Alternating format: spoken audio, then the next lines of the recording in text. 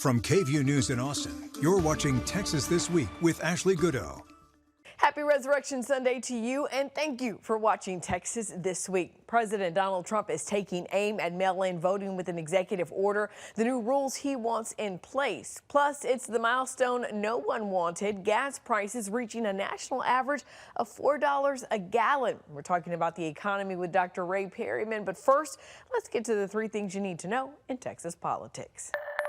We're learning more about who applied for the state's new school voucher program. According to the Comptroller's Office, of the more than 274,000 students who applied, most attended private or homeschool in the 2024-2025 school year. And despite proponents for the vouchers saying they were for low-income Texas students, only about 1/3 of those who applied are from low-income households. Plans to put a border wall through Big Bend National Park may be on hold. Texans on both sides of the aisle have rallied against the Trump administration's plan, saying it would permanently damage one of the state's most treasured landscapes and is unnecessary. Now, the U.S. Customs and Border Protection website shows plans for detection technology in the park to notify agents if someone crosses rather than a wall. Texas Attorney General Ken Paxton facing questions after some of his political donors got hotel rooms in D.C. on the taxpayers' dime. According to the Texas Tribune, the rooms were reserved for staff during the president's inauguration and for a hearing involving Texas at the Supreme Court. The donors and private citizens were supposed to pay the state back, but some didn't until after the Comptroller's Office started investigating. This week, President Donald Trump signed an executive order targeting mail-in voting across the country. The president has long claimed, without evidence, that U.S. elections are filled with fraud and voting by mail is cheating.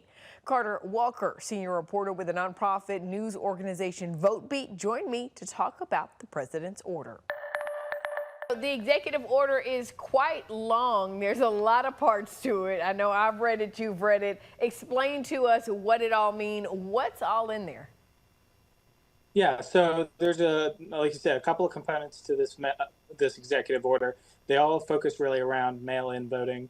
The president is directing the Department of Homeland Security to work with the Social Security Administration and gather some federal databases and create a list of all citizens who are eligible to vote and send that off to each state so they can compare those lists with their voters and know who's going to be eligible to vote by mail in the federal government's opinion for the upcoming election. The other thing it directs is for states to provide a list of their voters that they are going to be sending mail ballots to USPS 60 days before the election, and importantly, it directs USPS to only send ballots to voters that federal government has determined are eligible. The other thing it's seeking to do is to have states use mail ballot return envelopes that have unique barcodes that track those ballots, and those barcodes would be attached to those citizenship verified voters, kind of similar to when you send a package out through USPS, you can get that tracking information. Now, for anyone who is familiar with mail-in voting, the rules in Texas, they heard you list out those rules and they noted that some of those things really kind of run counter to what we do in the state of Texas, just looking at Texas. And states are in charge of running elections. So talk to us about, the intersection, right, of those conflicts, as well as what some state attorneys general are saying. They're calling this unconstitutional.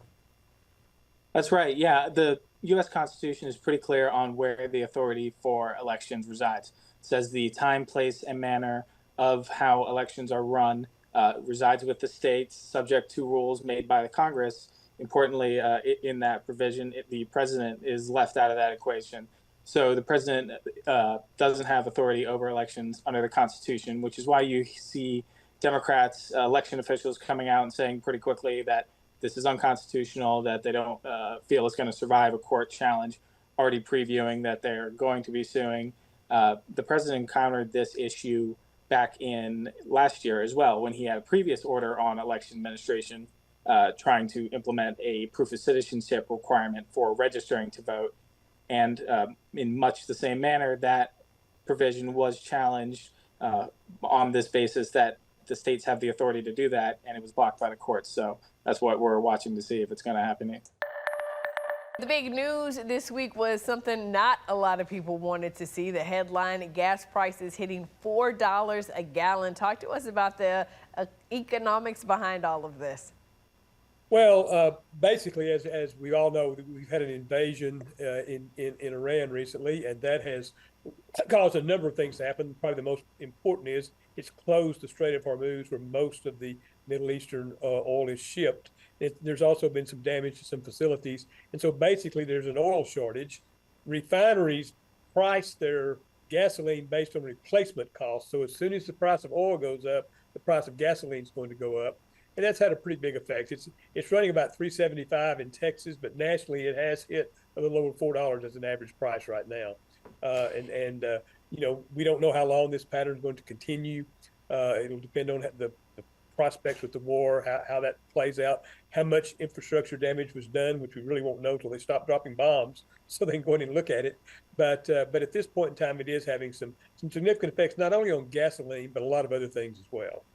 Right, because you need gas in order to get all the other goods and services to where they've got to go.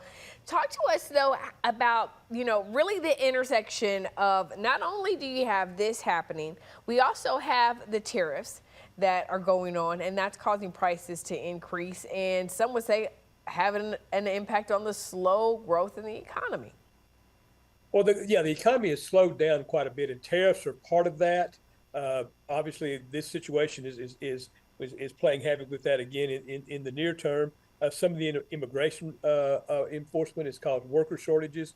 And unfortunately, Texas is more vulnerable to these things than some other places. We're the largest foreign trade state in the country, hence we're the most impacted by tariffs. You know, Laredo is the largest land port. Houston's the largest seaport by volume. DFW Airport's one of the top 5 in terms of global cargo. So we're consistently a major trading state. And then because of our border with Mexico and how much we've integrated our economies over the years, we rely more on workers, immigrant workers coming in than most states do as well. So all of that's combined to slow things down. There's no question about that. We've seen it in Texas. We've seen it across the country. What we normally see, though, is that Texas weathers these storms better than other parts of the country. You know, I know you can't tell us exactly what's going to happen in the future, but do you think this is going to have big impacts for our state economy?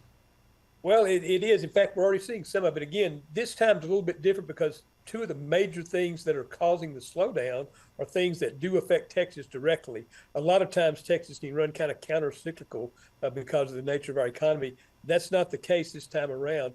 Typically, Texas gains around 250,000 jobs a year, something like that. You know, we don't have the final numbers for last year, but it appears it's going to come in somewhere in a range much lower than that. The first 5 months of the year, we gained a little over 100,000 jobs. The last 7 months of the year, it looks like we only gained 10,000 jobs total for that entire period. That's unprecedented slowdown for Texas. And so we're already seeing a pretty significant impact from all of this.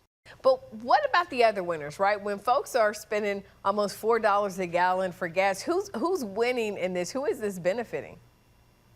Well, short term, obviously the refineries are making more profit off each gallon of gasoline. The oil and gas companies who are selling gas that wasn't, or selling oil or gas that wasn't already tied into pre-existing contracts that set prices are seeing some benefits.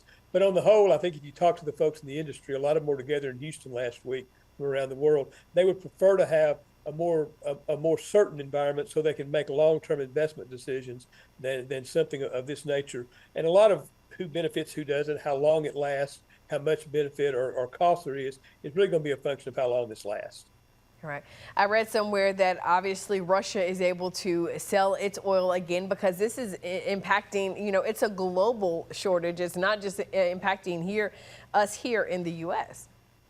Absolutely. In fact, a lot of people don't realize this.